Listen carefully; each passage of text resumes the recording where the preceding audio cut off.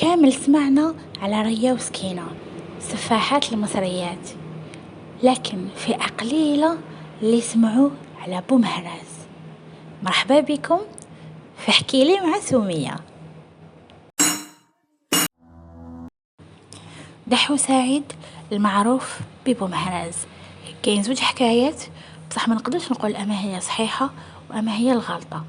نخليكم نتوما تسمعوا وكل واحد مع الاخر يقول لي في التعليقات اما هي الحكاية اللي دخلت له لراسو.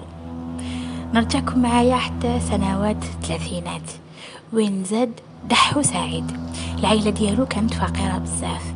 باباه كان عنده حانوت في الحمري في مدينة وهران التي تقع غرب الجزائر، ويماه كانت سحارة، يعني تدير السحور، وكانت بزاف قبيحة، تضرب وليدها وتحقره سيختو كي ما يكونش باباه. يماه كانت تخدم بالمهراز، يعني نهار كامل وسعيد يسمع في خبيط المهراز. كبر مع هذاك الصوت، وكل ما يكبر كل ما يسقسي روحه، وعلاش يما تضربني وعلاش ما تحبنيش، وعقيلة انا ماشي وليدها. الحق لواحد الوقت كبر شويه وبدا يروماركي جارهم يدخل بزاف عند يماه، سيختو كي ما يكونش باباه، يعني يماه جمعت كامل الصفات اللي ماشي ملاح، سحارة وزيد خارجة طريق. الحق النهار اللي راح يبدل حياة دحو سعيد وراح يبدل له حتى اسمه.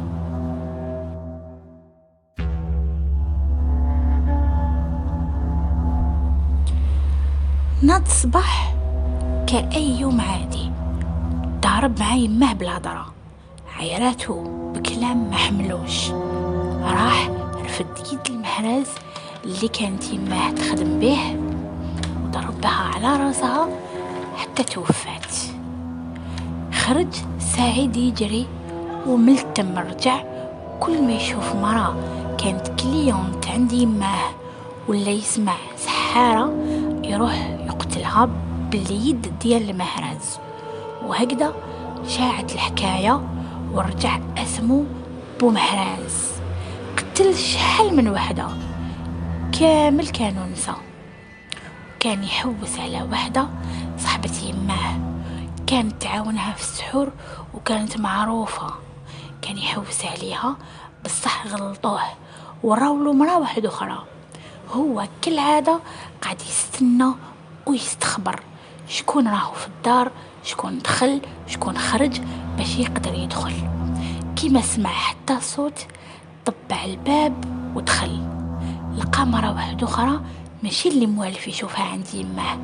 المرة انخلعت، قالها سمحي لي خالتي غلط في الدار، وهو كان مخبي المهراز مور ظهره، ومن الخلعة كي دار باش يخرج ما خباش المهراز.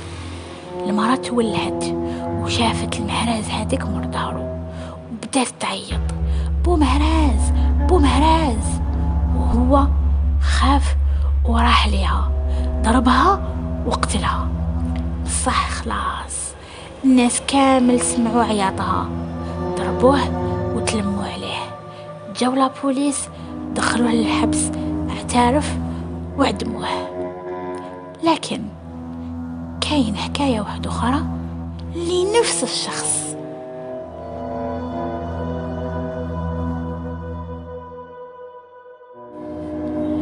لا دوزيام فيرسيون ولا الحكاية الحكاية الثانية ديال بومهراز تقول أنه في صيف 1967 وفي مدينة وهران وبالضبط في لابلاس داغم مع الصباح لقاو مرة ميتة مقتولة بحاجة صلبة تحت راسها.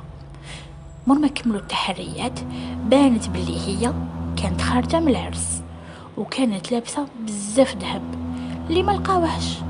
يا مات من بعد في حانوت ديال الصبابط، دخلوا لي كليون لقاو مولات الحانوت مقتولة وبنفس الطريقة.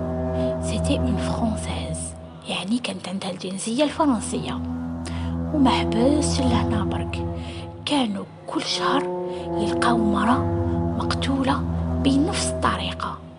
من الصيف حتى الخريف تقتلت أكثر من 15 مرة. حتى واحد النهار في في شهر نوفمبر 1967 في دار عائلة بوحيرش دقدق عليهم راجل قال لهم: أنا لاجون دو لو جي ا. لو جي ا هي كانت بكري كيما سونال غاز وسونال تراك الكتريسيتي غاز الجيريان. فوالا، فتحت عليه المرأة الباب باش يدخل يشوف الكونتور. هو غير دخل ضربها تحت راسها، يعني فوق رقبتها وتحت راسها، ودخل يسرق. المرأة من حسن الحظ ديالها ما ماتتش، فطنت وبدات تعيط. سمعوها الجيران ولحقوا في نفس الوقت اللي كان فيه بومهراز هارب. كان واحد الخضار عنده كروسه.